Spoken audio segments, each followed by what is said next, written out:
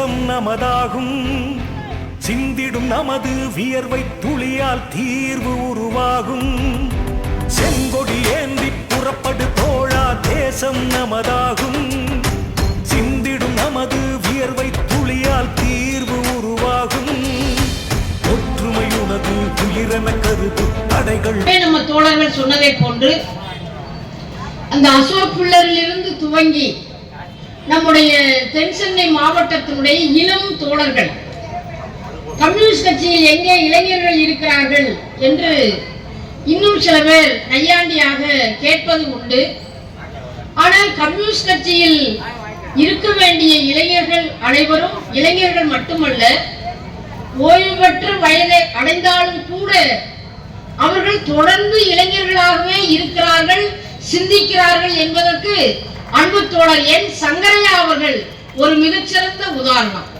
102 வயதிலே கூட இந்திய நாட்டில் இடதுசாரி சக்திகளினுடைய ஒற்றுமையை நாம் வளர்க்க வேண்டும், மதச்சார்பற்ற ஜனநாயக சக்திகளை இணைக்க வேண்டும் என்று இறுதி மூச்சு வரை சிந்தித்துக் கொண்டிருந்த ஒரு மாமனிதர், ஒரு அருமையான தலைவர் தான் தோழர் என் சங்கரையா அவர்கள்.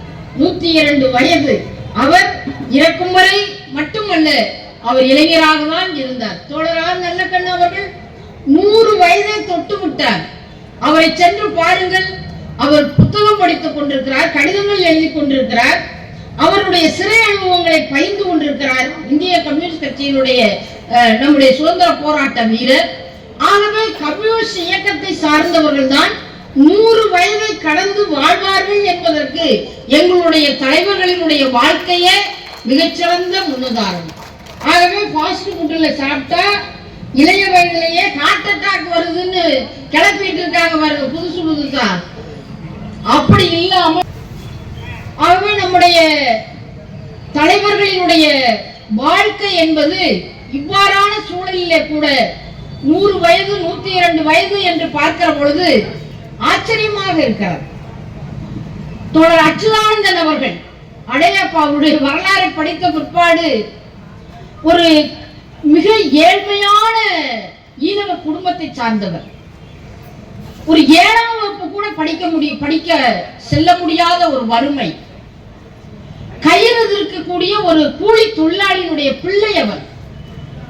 அவர்தாங்க கேரளாவினுடைய மிகச்சிறந்த முதலமைச்சராக வர முடிந்தது, அரசியல் தலைமை குழு உறுப்பினராக இருக்க முடிந்தது. இப்ப அவருக்கு வயசு 101 தாண்டிட்டார்.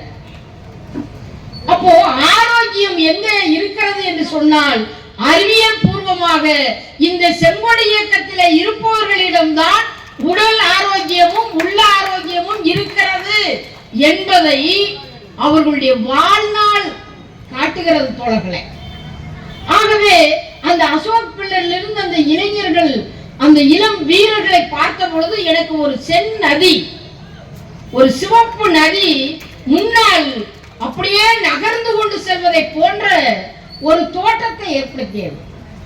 சோவியத் ரஷ்யாவில் 1917 மக்களினுடைய புரட்சிக்கு பிற்பாடு வீட்டில் இருக்கக்கூடிய பிள்ளைகள், இளைஞர்கள், பெண்கள் எல்லாம் நான் தான் ராணுவ வீரன், நான் தான் ரெட் ஆர்மியில சேருவேன், இந்த நாட்டை காப்பதற்கு என்னை தவிர யார் இருக்கிறார்கள், வீட்டுக்கு ஒரு ஆளு 2 ஆளு செந்தொண்டரா மாறுவார்களாம். செந்தொண்டர்னா என்ன? லெப்ட் ரைட் போடுறதல்ல. அன்றைக்கு முதலாளித்துவ நிலப்பிரபுத்துவ சக்திகளிடம் இருந்தும் ஏகாதிபத்திய நாடுகளிடம் இருந்து அந்த இளம் சோவியத் அரசை காப்பாற்றுவதற்கு ஆயுதம் தாங்கி பயிற்சி எடுத்தார்கள். அதுதான் ரெட் ஆர்மி. அவருடைய ஊர்வலத்தை பார்த்தாலே எதிரிகள் காததூரம் ஓடி விடுவார்கள். ஆகவேதான் 2ஆம் உலக யுத்தம் வந்த பொழுது அந்த ஹிட்லரை, முசோலினியை, பாசிசத்தை வீழ்த்தவே முடியாது என்று சொன்ன பொழுது செம்படையினுடைய வீரர்கள் தான் 2 கோடி பேர் உயிர் தியாகம் செய்து ஓட ஓட உலகத்தை விட்டு விரட்டி அடித்தார்கள். ஹிட்லர் வரலாற்றிலே தற்கொலை செய்து கொண்ட சம்பவம் நடந்தது. ஆகவே இது போன்ற பாசிச சக்திகளை, சர்வாதிகாரிகளை தற்கொலை செய்யக்கூடிய அளவிற்கு அந்த செம்படை வீரமும் தியாகமும் அர்ப்பணிப்பு மிக்கது. எனக்கு அந்த இளம் தொண்டர்களை, தோழர்களை பார்த்த பொழுது ஏதோ ஒரு ரஷ்யாவினுடைய ரெட் ஆர்மி நம்முடைய தென் சென்னையில் ஊர்ந்து செல்கிறதோ என்ற சிந்தனை கூட வந்தது தோழர்களே. இன்னும் சொல்ல போனால் கம்யூனிஸ்டுகள் நவ பாசிசமா யுக பாசிசமா மார்க்சிஸ்ட் கம்யூனிஸ்ட் கட்சி எந்த இடத்தில் இருக்கிறது, எப்படி அளவீடு செய்கிறீர்கள் என்றெல்லாம் நம்மளை வெளியில பார்த்து பலரும் பல அறிவுஜீவிகள் கேலி செய்கிறார்கள், கிண்டல் செய்கிறார்கள், கவலையோடும் கேட்டுக் கொண்டிருக்கிறார்கள்.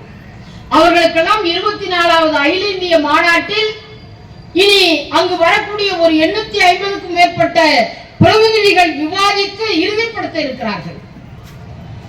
இந்திய நாட்டினுடைய பாசிசம் எந்த வகையான தோற்றத்தோடு இருக்கிறது, வடிவத்தோடு இருக்கிறது, அதனுடைய அபாயம் என்ன, இதையெல்லாம் வரையறுக்கக்கூடிய அரசியல் தீர்மானத்தை முடிவை 2ஆம் தேதியிலிருந்து 6ஆம் தேதி வரை நடைபெறக்கூடிய அந்த மாநாடு இறுதி செய்ய இருக்கிறது தோழர்களே.